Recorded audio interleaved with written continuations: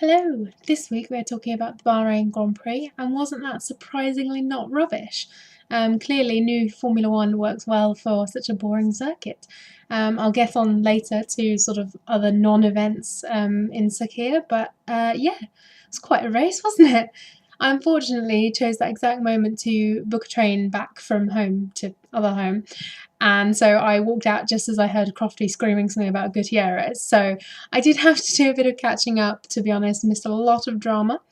But yeah, good race. Obviously, I was not very impressed with the result because all of my favourites were just not anywhere. But you know, I can appreciate a good motor race, so I was quite impressed. I shall get on with questions to avoid lengthy rambling. Number one, whose performance most impressed at the Grand Prix and why? A little bit tricky. There's a couple of contenders. I think for once, actually, loads of people were impressive. It's usually a case of everyone was a bit meh. How do I pick a star out of this lot? Actually, loads of people impressed me, including drivers I don't like and stuff like that. But I'll do a little word for Romain Grosjean for finishing another race. Bravo, baby! That's 2 out of 2 in a row there. So it's sad that, you know, somebody who was on the podium in Bahrain like the 2 previous years, it's very sad to get excited about them just finishing a race, but it's all progress for Lotus, so have to be pleased about that. They actually, both cars finished actually, although I assume we'll get onto the other car a little later and I will be nobody's friend after I have a little talk about Maldonado. But other than Grosjean finishing a race miraculously, I've got to say Felipe Massa. Disappointing really that I think strategy and just bad luck with sort of safety car timing and doing a 3-stopper sort of let him down for the final race result. Like, I think he was much more impressive than his finishing position sort of showed. That start was sensational. Whether you like Felipe or not, that I haven't seen a start like that in a long while. That was astounding. And when we know that all the Mercedes-powered cars have a good straight line speed, and there's plenty of people out there that got a good start, but that was staggering. How the hell did he do that? And I remember I saw it before, sort of all the commentators and everyone was worrying about whether it was Vettel, what am I saying? Hamilton or Rosberg. That shows some dominance. Whether it was which one of those in front, and I'm obviously completely like, don't care. And I saw this Williams come lunging forward, and I thought, oh, that must be Massa, because Bottas was already ahead. It was just mental. So all the awards for Felipe Massa. That was just superb, and I think to show such a staggering sort of advantage in one sort of move is impressive in this season when so many of the cars are doing very well throughout the races. So good job, Felipe, baby. Number 2, I hope I understood this question correctly. I was being a bit dense. Sort of the best team for each engine supplier, I think we're going with. So we'll start with Renault, obviously pretty much the worst of the bunch, I guess. Have to say you're impressed with Red Bull, because look at testing, they were just nowhere. Everyone was having a good laugh watching Vettel push his car back to the pits. They were nowhere, and you know, however much I'm sure Adrian Newey likes to sandbag, there was no hiding the worry at that, you know, reigning championship team. So yeah, you've got to be impressed the fact that, you know, Ricciardo sort of put it on the podium in the first race. That's incredible. And Vettel being on the podium in Malaysia and so on. So you've got to be impressed with them, really. I mean, we knew the development race for them would be very, very quick, but that's impressive. And also Toro Rosso, who the past couple of years, you know, usually a good bet to drop out with the back teams in Q1, have actually been up there. Obviously the usual amount of sort of bad luck and sort of collisions being in the midfield and stuff, but obviously I talked in another video about, you know, Kvyat, whatever his name is, being pretty impressive on his debut. Plenty of other young debutants at Toro Rosso have just disappeared into the ether because they didn't really have the car to do anything. So he's been quite lucky in that respect, that the car's been decent. So obviously that just leaves Caterham, meh, bottom of the pile as usual, and Lotus, me applauding them for finishing a race, which is kind of sad. Ferrari, probably, again, none of them really stand out because it's Marussia, Sauber and Ferrari. Sauber, I don't know, I struggle to get excited about them this year because I don't really like either of their drivers. Like, I thought of nothing Gutierrez, to be honest, because he just hasn't done much either way, so I don't hate him or anything. Again, a young driver that needs a bit more of a chance, I guess. I don't like Satil. He is a stabby man. And Marussia, again, meh. I mean, yes, it's nice that they, with other retirements higher up, that they can sneak in to the sort of just under the top 10 and, you know, keep swapping places with Caterham in the championship, but let's be honest, it's still nil point. It's still not doing anything, really, and after all their years in the sport now, you would have thought one of them would have got a point at some point, but no. So I guess best of a bad bunch, you have to say Ferrari, although they've been completely underwhelming. I mean, of course, Alonso's used to having a bad car and just dragging it up the grid somehow. Sort of hasn't bothered with that much this year. I mean, yeah, he's sort of been doing better than Raikkonen, who's been surprisingly underwhelming. But I guess he's a guy that takes a little while to get used to a team, get used to a car, get everything just so. So I think he could be impressive later in the season if Ferrari can actually keep up the momentum with developments, because at the moment they're just mediocre, which is not how Ferrari should be. And then finally, Mercedes. Glorious Mercedes. Tricky because I guess all the Mercedes teams have been fairly impressive in one way or another. I mean, McLaren, yeah, they were a complete non-event at the Bahrain Grand Prix, but they, you know, double podium in the first race of the season. That was a welcome change from 2013, especially when, you know, obviously Jenson Button love and enjoying Viking power from Kevin. But yeah, probably not the most impressive. Force India, again, don't really like them. I find them really boring, mediocre team. However, obviously they're doing better than they have done in several years, so I have to give them credit for that. Obviously they made the right engine choice.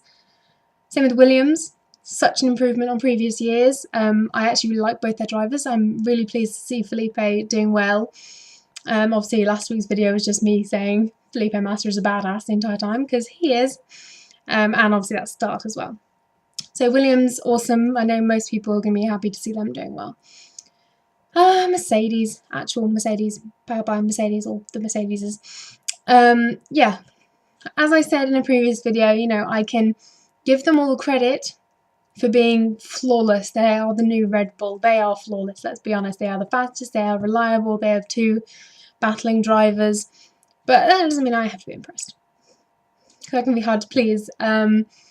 Okay, well, I can, you know, appreciate their dominance whilst not supporting them in any way. So, on paper, yeah, Mercedes obviously are the most impressive of the Mercedes-powered teams.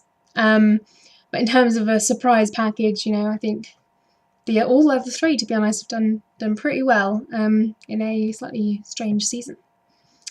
Question 3, we've had 10 years of the Bahrain Grand Prix, which is my favourite race and why. I tried to do a little bit of research for this, thinking they can't all have been that boring that I didn't remember them. They pretty much were. So I think, obviously I enjoyed 2009 because Jenson Button won and was flawless, and he wasn't even on pole, so he did actually have to fight for it, a bit of strategy coming in and some overtaking. So 2009 was just generally a glorious year, of course.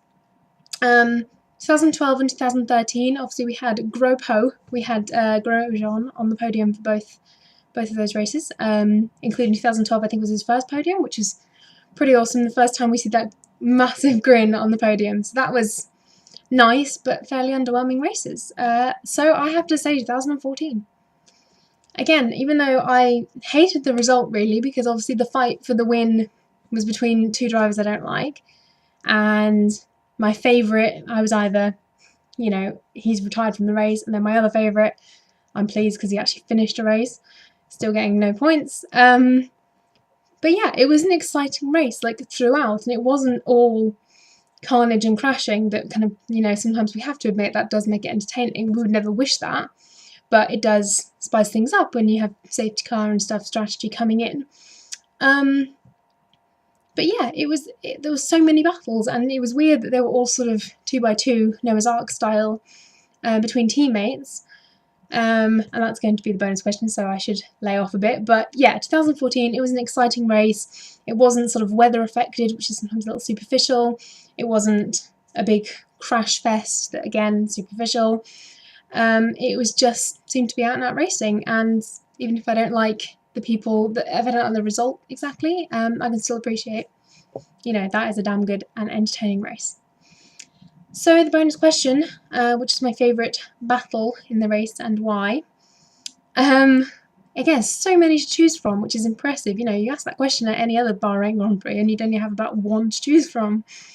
Yeah, they all seem to be teammates. I think I'm going to have to say, I'm going to have to go back on I've been so good this video. I've been so reasonable and kind about, certain teams and drivers. But my favourite battle was probably the Mercedes. And the reason for that is because I have no fear with that. Because if they take each other out, I am not fussed. And that's very harsh, but think about it. If your favourite driver is battling someone else, whether they're also a favourite or not, your heart's in your mouth. You're so worried that it's going to go horribly wrong. And I think that does take away from it a bit, because I'm trying to peek out behind my hands because I'm too scared, thinking, no, don't you dare. I'm pretty sure we did shout at Massa and Bottas at some point, thinking, oh god, if they take each other out, I'm going to cry. So yeah, Mercedes, it was good to see them actually fighting wheel to wheel, and being all kind of like, oh yeah, we are friends, but I quite enjoyed Rosberg's post-race interview where he was actually a little bit harsh about Hamilton, saying he was swearing at him the whole time. Yeah, it's how it should be. You can be as pally as you like and help each other as a sort of team effort, but you want to be the winner. You don't want to be second. So it was fun to see. I think the safety car was good because it actually brought them closer together, I thought, to be honest. Hammy Hams was away with it, because I don't know how good Rosberg is at sort of chasing down. I think if he's up there, and he can really make the effort and fight for it. I think if he's dropped off the pace a bit, he's not great for sort of hunting down. So it was good that they were close together, and yeah, it was a fun battle. And obviously there's a little evil part of me, a little devil on my shoulder, thinking if they hit each other, I'll probably smirk a little bit. So apologies, I know, let's just go back to me being a horrible person rather than being reasonable this entire video. So that's the end. End of the questions, because I can't not say something about Pastor Maldonado. And I know this is like over 12 minutes already, so I really must be quick. Pastor Maldonado, let me just say first things first. He, of course, deserves his triple penalty. His 10-second stop and go in the race, his 5-place grid penalty for next race, and his 3 penalty points on his licence permanently for the season. So it's his fault. I'm not saying it's Gutierrez's fault. I'm not saying it's a racing incident. It's his fault. He has been punished triply within the new regulations. The penalty points, at least that's going forward. The grid penalty is next time, and the stop and go was in race. I think that's a fine, broad punishment. And I think what you just have to say, people rushing to call for a race ban, this is exactly like the sort of silliness that I had to endure with Grosjean last year. So yes, I am a little bit biased because I actually quite like Pastor Maldonado, and I shake my Pastor pom-poms for no good reason, because he, everyone hates him. And I'm not just liking him deliberately because of that. Genuinely, I find him quite an exciting racer. I think people overreact massively because they have this preconceived idea about him. They don't like him. Because if a liked driver, whether that's Lewis Hamilton in your fan base, or Jenson Button, who I don't think can offend anyone, or Daniel Ricciardo, the happiest man alive, if it had been one of them that had caused Gutierrez to flip, I'm fairly certain everyone would have gone like, oh gosh, that's scary, and then probably blamed the car design, blamed the noses or something. They would not be calling for instant race ban and claiming that he's trying to kill him. This is ridiculous. You are acting ridiculously. I'm sorry.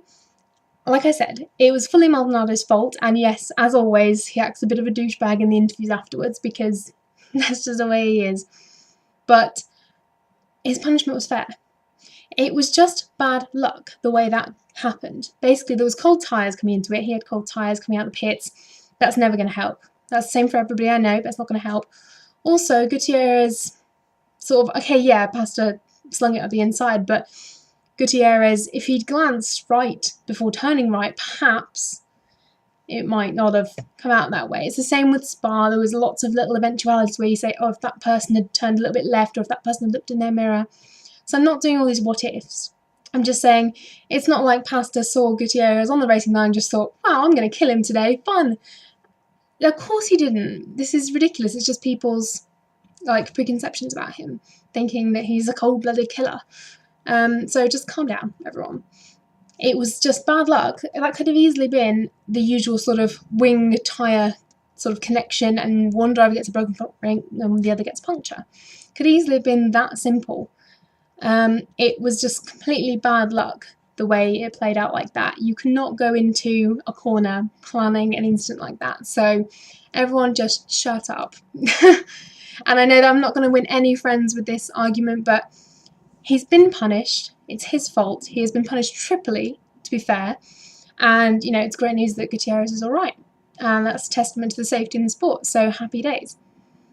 So that's all I can say, really. I should stop because it's so long. But, yeah, I think Maldonado's got a fair punishment and people need to lay off. The penalty points are there in order to contribute to a race ban. So if he is a repeat offender this year, then he will get the punishment he deserves, which would be a race ban, the same for everybody else. And you can't bring in previous years into this, because if you bring in previous years, then Lewis Hamilton's got a full licence of penalty points from 2011, driving like a twat. So, and the same for so many other people, you know? Grosjean will be gone as well. And I think Grosjean's really, really matured. He had the car to really show the maturity in 2013. And I think Maldonado has also matured, but he didn't really have the car to prove it, so he kind of went under the radar a little bit. But compare him to 2011, 2012 a little bit, I guess. He's had a clean record, 2013, as far as I'm concerned. I'm going to stop now. I'm going to stop the Pastor Pom-Poms and the Maldonado fangirling and shut up. So, I enjoyed the Bahrain Grand Prix. I did not enjoy the results, but it was a great race. I look forward to reading your comments or your tweets and watching your videos. And I'll see you in a couple of weeks' time for China. So, bye!